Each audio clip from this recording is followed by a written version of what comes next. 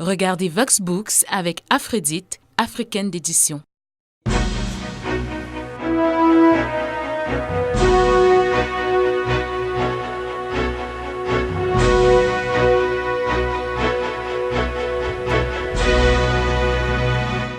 Madame, Monsieur, bonsoir et merci d'être avec nous dans cette autre édition de Vox Books. L'impôt existe et fait partie intégrante de notre quotidien.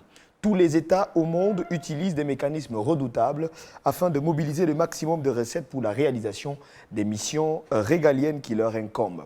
Au moment où l'environnement fiscal devient hostile au Cameroun, par exemple au travers des phénomènes tels que l'élargissement de l'assiette fiscale, la pression fiscale ou l'ignorance chronique des citoyens en matière de fiscalité, il est donc judicieux de mettre à la disposition de la population un kit de premiers secours afin de densifier la culture fiscale et de faciliter le dialogue entre l'administration fiscale et les contribuables en général et aussi le secteur privé en particulier. Le présent ouvrage se présente donc comme un manuel pratique simplifié destiné aux citoyens contribuables, aux élèves et étudiants, aux praticiens de la gestion fiscale et sociale ou encore aux acteurs économiques. Son objectif ultime, rendre encore plus facile l'apprentissage des impôts et des cotisations sociales telles que pratiquées au Cameroun. Voici le portrait de notre invité. Bienvenue dans Vox Books.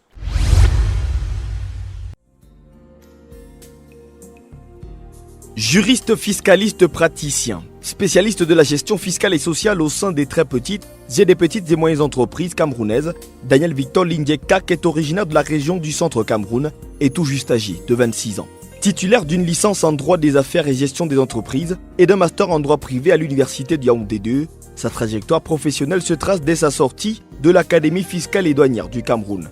Travailleur et doté d'une bonne capacité d'adaptation et d'apprentissage, Daniel Lindiek est par ailleurs consultant formateur à la Cameroun Institute of Specialization de Yaoundé, un centre de formation professionnelle au métier de la gestion et d'administration des entreprises sous la tutelle du ministère camerounais de l'Emploi et de la formation professionnelle. Passionné de sport, collectif, de lecture, d'écriture, de peinture, de musique et aussi de randonnée, le jeune célibataire ambitieux et gardien de but à ses heures perdues est l'aîné d'une fratrie de 3 enfants. Auteur de son tout premier ouvrage intitulé « Guide pratique du contribuable », publié en mars dernier, Daniel Victor Lindiek-Kak est l'invité de Vox Books. Daniel Lindiek, bonsoir et merci d'être venu sur le plateau de Vox Books. Bonsoir Steve, bonsoir à tous les téléspectateurs de Vox Africa, en particulier ceux de Vox Books. Vous nous venez avec votre premier ouvrage, votre première publication, le guide pratique du contribuable. C'est le titre que vous nous proposez aujourd'hui. De quoi est-il question et qu'est-ce qui a motivé votre intérêt pour une thématique comme celle-là? Oui, Steve, en tant que praticien de la gestion fiscale et sociale au quotidien et en tant que formateur dans les centres de formation professionnelle agréés, ministère de l'Emploi et de la formation professionnelle, j'ai effectué un certain nombre de constats qui m'ont amené à rédiger le guide pratique du contribuable. Ces constats sont les suivants. Je me suis rendu compte au quotidien, dans ma pratique, que les citoyens camerounais avaient peur de l'impôt. Quel que soit leur rang social, quel que soit leur niveau intellectuel, ces derniers étaient apeurés par l'impôt. Lorsqu'ils entendaient Direction générale des impôts, contrôle fiscal, ils perdaient tous leurs moyens. Premier constat. Le deuxième constat porte sur l'inculture fiscale chronique des citoyens camerounais. Je me suis rendu compte que les citoyens camerounais ne savaient pas de quoi il s'agissait lorsqu'on parlait de l'impôt.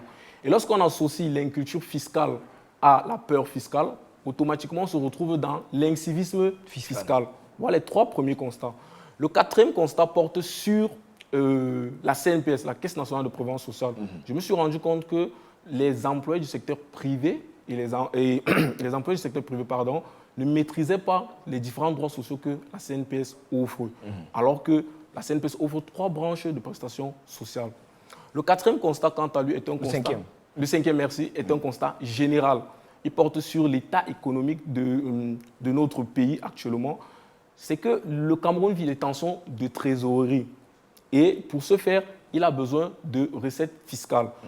Et ces tensions de trésorerie sont dues par le fait qu'il y a la baisse des cours du pétrole, la baisse des cours du cacao, et à l'organisation des grands événements sportifs avec la CAN féminine, récemment, et la prochaine CAN masculine. Oui, et il y a les grands événements, les prochaines élections, et les grands événements électoraux. Ouais. Par conséquent, l'État a besoin d'argent.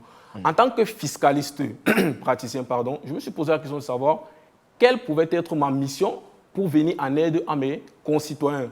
J'ai donc pensé que je pouvais mettre un kit à leur disposition pour leur permettre de faire face à toutes ces mutations sur l'environnement fiscal camerounais. Tel est là l'objectif. S'agissant donc de ce que c'est que le guide pratique du contribuable, le guide pratique du contribuable est donc un document simplifié qui résume les différentes lois fiscales et parafiscales sous forme de questions-réponses. Il est subdivisé en 5 parties.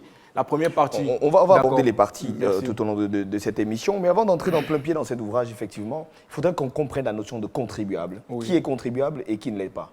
Oui, pour répondre à cette question, tout citoyen est un contribuable qui s'ignore. Au départ, tout citoyen est un contribuable qui s'ignore. Dans la mesure où tout le monde paie l'impôt, même s'il ne s'en rend pas compte. Je prends un exemple pour, par exemple, un bébé qui prend le lait, le biberon de sa maman. Dans ce biberon, lorsque il consomme, il y a le sucre, par exemple, à l'intérieur. Ouais. Et le sucre est taxé à la TVA. Et lorsqu'il est considéré comme consommateur final, on peut se dire que le bébé paye la taxe sur la valeur ajoutée. Même si l'argent ne vient pas directement de ça. Oui, c'est juste un exemple. Alors, dans la première partie intitulée « Théorie générale de l'impôt », vous abordez la notion de droit fiscal. Quel rapport existe-t-il entre le droit, quand on parle de questions juridiques, et la fiscalité qui est un peu plus rattachée aux questions économiques? Oui, Steve, la fiscalité, déjà, c'est une branche du droit. La fiscalité, c'est une branche du droit. Et tout citoyen, dans son environnement social, effectue ou bien pose des actes économiques. Et lorsqu'on pose des actes économiques, ça donne des engagements sur le plan juridique. Ce qui fait que la fiscalité est au milieu du juridique et de la comptabilité. Donc, tous les actes que nous posons au quotidien ont des incidences fiscales. Alors, pour le contribuable lambda, par exemple, qui certainement ne sait pas grand-chose s'agissant des questions de fiscalité, de l'impôt, du contribuable, etc., que doit-il retenir lorsqu'on parle, par exemple, d'impôt sur la dépense, d'impôt sur le revenu ou d'impôt sur le capital? Parce qu'après, on a l'impression que la même personne se retrouve en train de payer à 3 reprises l'impôt. Est-ce qu'à la fois, on peut être en train de payer ces 3 impôts ou alors chacun ne paye qu'un impôt? Donc, quel peut être le distinguo à ce niveau? Déjà, la définition de l'impôt, c'est sans contrepartie directe et selon les activités économiques. S'agissant de l'impôt sur la dépense, par exemple, il s'agit de la TVA et des droits assises. Il s'agit ici de l'achat.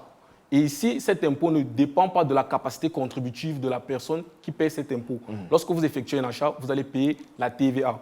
S'agissant de l'impôt sur le revenu porte sur le revenu direct de la personne qui paie cet impôt. Par exemple, au sein d'une entreprise, si vous vous retrouvez chacun avec un salaire de 100 000 francs et de 125 000 francs, chacun va payer selon ce qu'il perçoit. S'agissant de l'impôt sur le capital porte sur des mutations, par exemple, des droits d'enregistrement. Lorsque vous achetez, par exemple, un véhicule d'occasion, vous devez réaliser ce qu'on appelle les droits de mutation. Et à ces droits de mutation, vous devez donc payer l'enregistrement de ces droits de mutation. Il s'agit là des différents impôts selon l'activité ou selon l'endroit où on se trouve.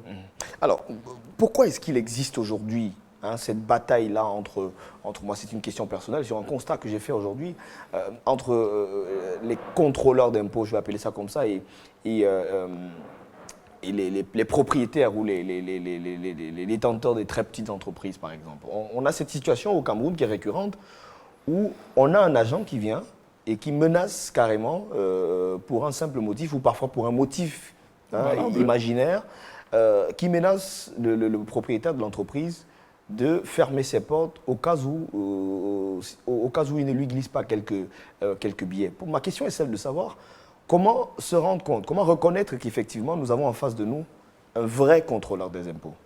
Oui, Donc, comment définir, comment identifier le contrôleur de l'imposteur?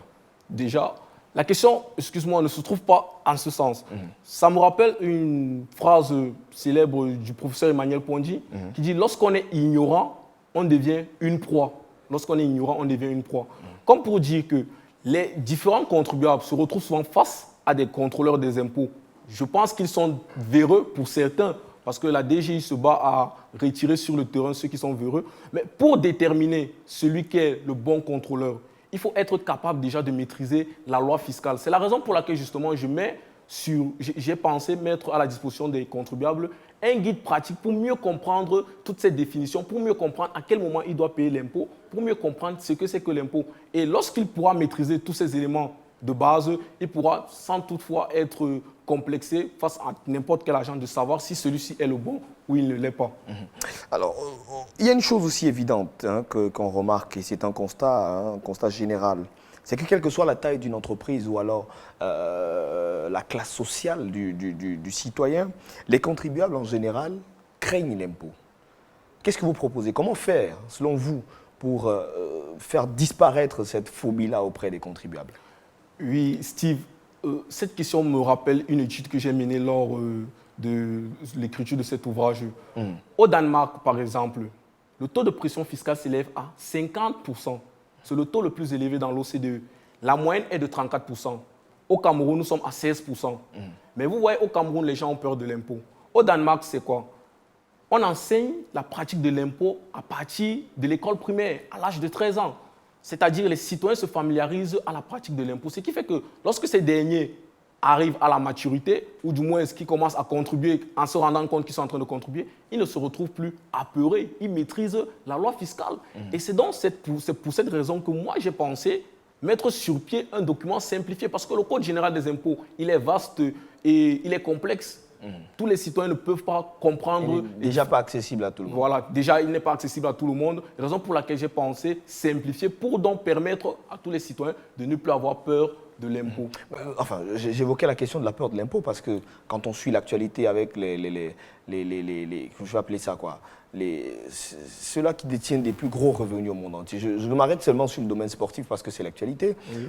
On a des sportifs qui à chaque fois, et c'est récurrent dans un pays comme l'Espagne par exemple, qui sont taxés ou alors qui sont poursuivis pour fraude fiscale. Oui. On a eu le cas Samuel Eto'o il y a quelques années, on a Lionel Messi l'année dernière et aujourd'hui, il s'agit de Cristiano Ronaldo qui est poursuivi pour fraude fiscale. Oui. Comment est-ce qu'on peut arriver à ce niveau, effectivement? Oui, vous savez, tous les États utilisent des mécanismes redoutables pour collecter de l'impôt.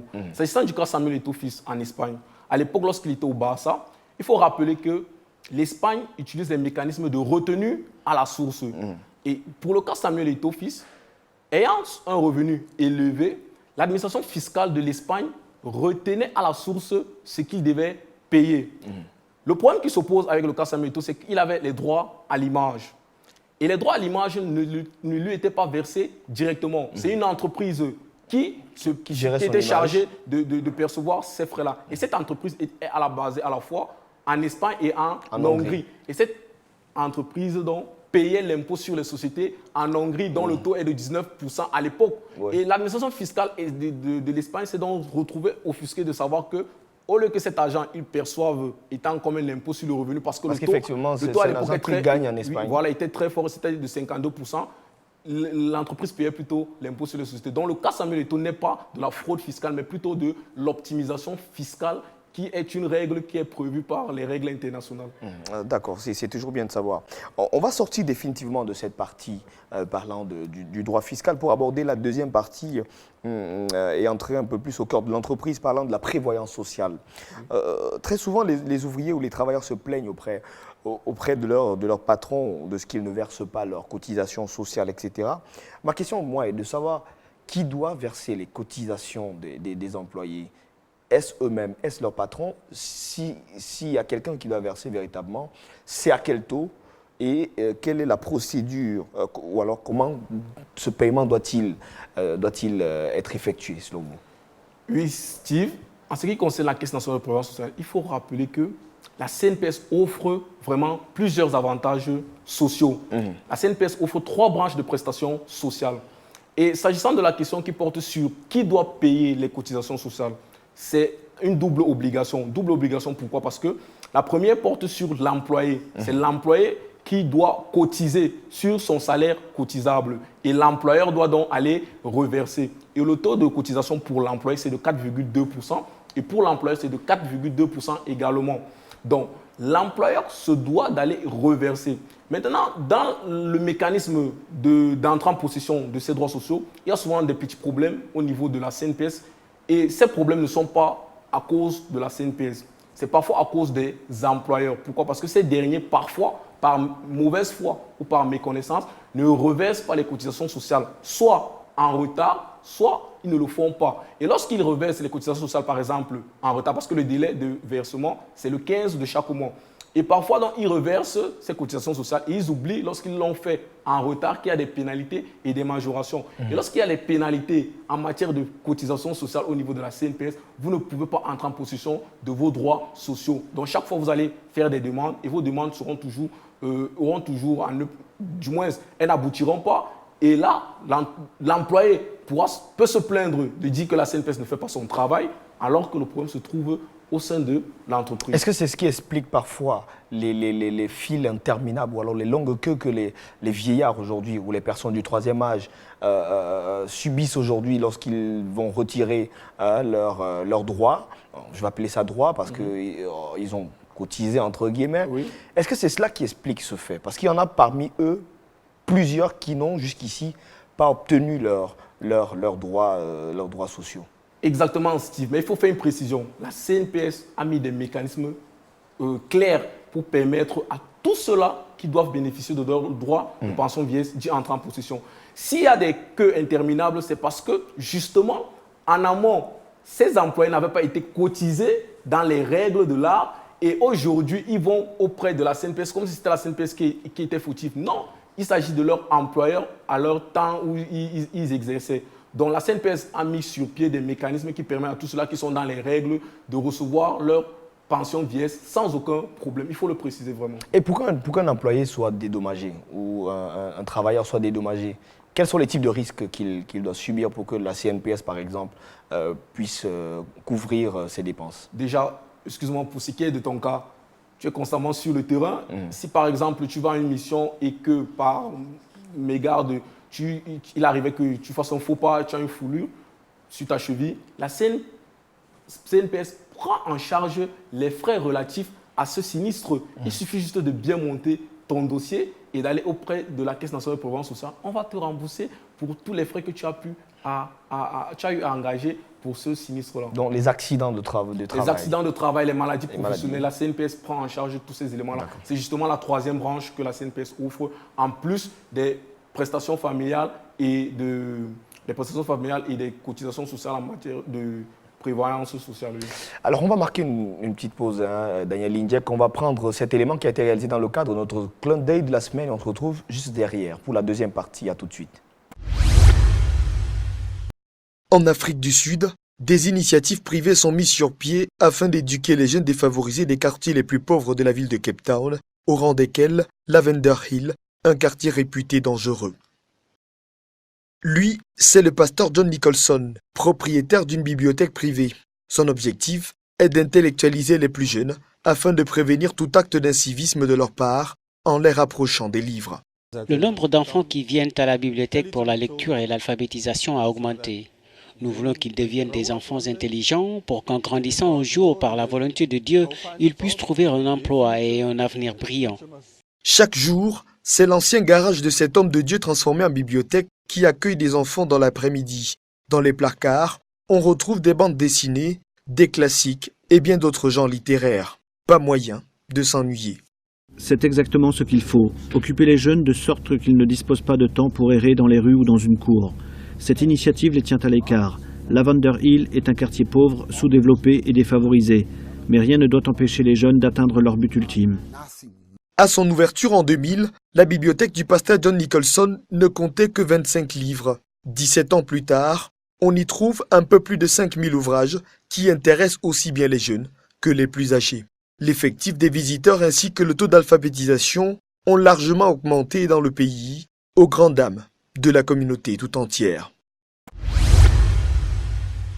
De retour sur le plateau de VoxBooks, toujours en compagnie de Daniel Lindiek. Il est juriste fiscaliste praticien, spécialiste de la gestion fiscale et sociale au sein des très petites, des petites et aussi des moyennes entreprises camerounaises.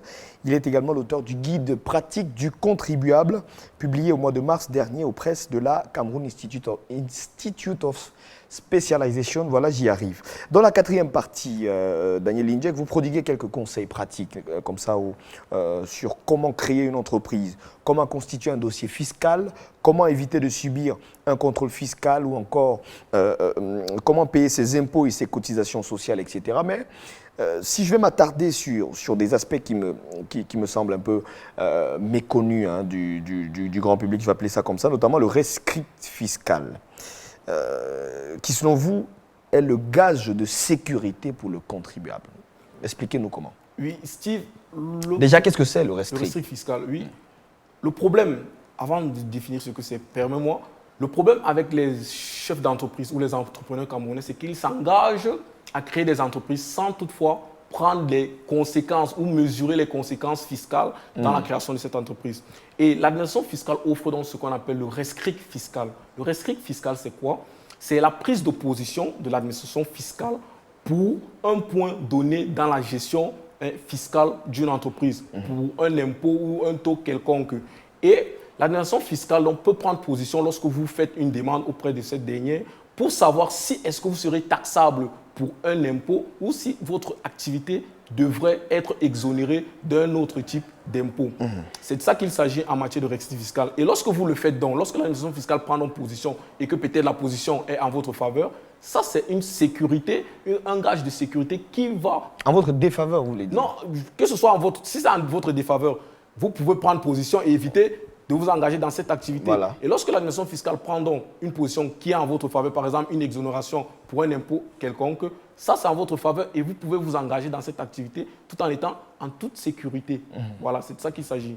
Voilà. Le remboursement du crédit de la TVA aussi, quelles sont les conditions par exemple à remplir pour en bénéficier?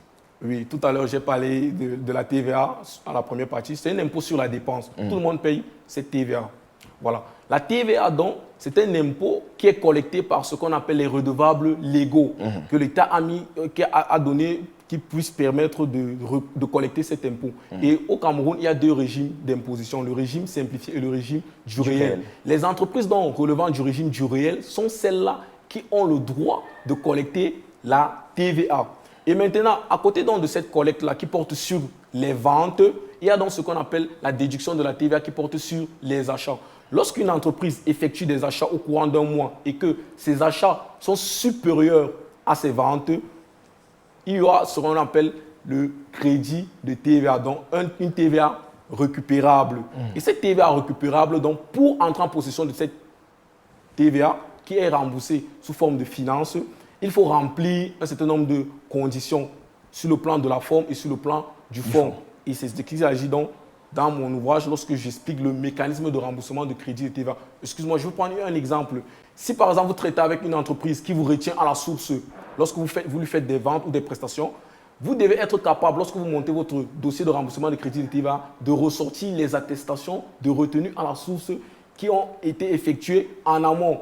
Et lorsque dans votre dossier, on ne retrouve pas ce document, soyez-en sûr, vous ne serez jamais remboursé par la Direction générale des impôts. Et les entreprises se plaignent du fait que la DGI ne rembourse pas, même comme c'est un peu le cas. Mais si votre dossier n'est pas propre, vous ne serez jamais remboursé. Alors, quel type de risque? Ou alors, quels sont les risques qu'encourent les entreprises qui ne respectent pas les délais ou alors qui ne payent pas cette taxe puisqu'elle est obligatoire, vous le dites? Vous dites la TVA? Que ce soit la TVA, que ce soit tout autre impôt. Tout autre impôt, ok, d'accord. L'administration fiscale, ce sont des obligations. Et lorsqu'on ne respecte pas des obligations, bien entendu, on s'expose à des sanctions. Là, ça me rappelle une anecdote d'un monsieur, il est arrivé dans un centre des impôts le 14 avril dernier. Il disait qu'il voulait payer sa taxe sur la propriété foncière. Et l'agent des impôts lui a demandé, vous voulez payer combien? Ce dernier, il a répondu, je veux payer 25 000 francs. Et le monsieur lui a dit, bon, vous n'allez pas payer 25 000, vous allez plutôt payer 35 000 francs. Le monsieur s'est offusqué, il a dit, mais vous êtes des arnaqueurs, pourquoi vous voulez me faire payer alors que l'année dernière, j'ai payé 25 000 francs le 29 novembre dernier. Le monsieur est allé voir le chef de centre sur sa route, sur son chemin, je l'ai interpellé, je lui ai fait comprendre, non monsieur, vous êtes en erreur. Pourquoi? Parce que l'année dernière, c'était une mesure spéciale et qu'aujourd'hui, vous êtes en train de payer le 14 avril, vous n'êtes plus dans les délais parce que l'exigibilité pour cet impôt, c'est du 1er janvier au 15 mars. Donc vous voyez, ce monsieur s'est retrouvé dans une situation où il était ridicule et il devait payer plus qu'il ne fallait payer. Alors que mon objectif, justement, c'est de faire payer le juste impôt. Et le guide pratique du contribuable est ce ouvrage par excellence qui explique les mécanismes pour éviter ce genre de désagréments.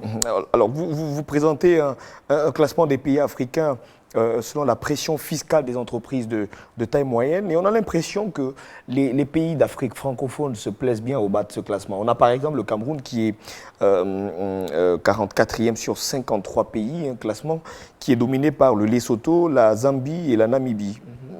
Qu'est-ce qui peut expliquer cela, que ce soit que les pays francophones qui soient au fond du classement? Bon, déjà, il faut préciser que ce classement, ce n'est pas le mien, c'est le classement de Pay in Tax 2017.